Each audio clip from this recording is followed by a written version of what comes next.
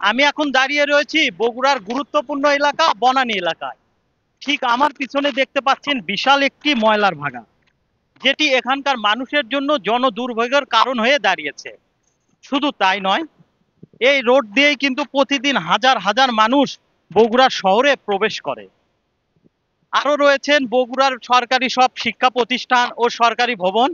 এখানে রয়েছে Bogura police lines school, Bogura police lines, RAB office, আরো রয়েছেন ভোকেশনাল ইনস্টিটিউট, পলিটেকনিক ইনস্টিটিউট সহ বগুড়ার একমাত্র বিজ্ঞান ও প্রযুক্তি বিশ্ববিদ্যালয়।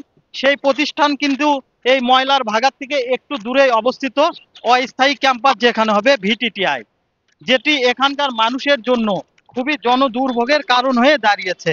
এত কিছু থাকার পরেও কেন এখানে ময়লার ভাগাড়, এই প্রশ্নের উত্তর এখনো পায়নি এলাকাবাসী। প্রতিদিন এখানে শহরের বিভিন্ন জায়গা থেকে ময়লা এনে ফেলা হচ্ছে, কিন্তু নিয়মিত পরিষ্কার না হয় এই ময়লা থেকেই ছড়াচ্ছে তীব্র দুর্গন্ধ। স্থানীয়দের অভিযোগ, দীর্ঘদিন ধরেই তারা এ সমস্যার সম্মুখীন হচ্ছে, কিন্তু কোনো স্থায়ী সমাধান মিলছে না। ছোট বাচ্চারা হয়তো আপনার নাক ধরে থাকে, তারপরে কাশে, বমি বমি ভাব হয়, তারপরে মাথা ঘুরে যায়।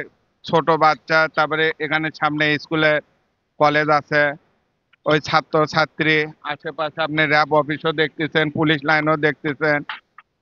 মানে মোট কথা আবর্জনাতে আমাদের সমস্যাই দেখা দেয়। ধরেন আপনি 15 গাড়ি ময়লা, 15 গাড়ির ময়লা হয়তো আপনি 5 গাড়ি নিয়ে গেল, থাকলো 10 গাড়ি। এই 10 গাড়ি ময়লা একদিন আবার থাকলো, সে পচনের গন্ধ হয়ে যায়। আমাদের আশেপাশে বাসা যে এমন গন্ধ আপনি বোঝান যাবে না, এত গন্ধতে এখানে আমাকে থাকাই যায় না।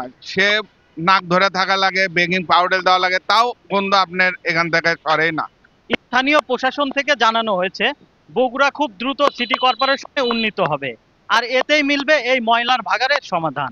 এটা শহরের মেন প্রাণ, শহরের ভিতর দিয়ে পড়ে। এই ডাস্টবিনটা যদি আমাদের থেকে একটু অনেক দূরে যদি সরে যায়, তাহলে শহরের সৌন্দর্য পরিবেশটাও ভালো হবে, আর গন্ধটা যা আমরা পাবো না। এটা সরানি আমার পক্ষে ভালো হয়।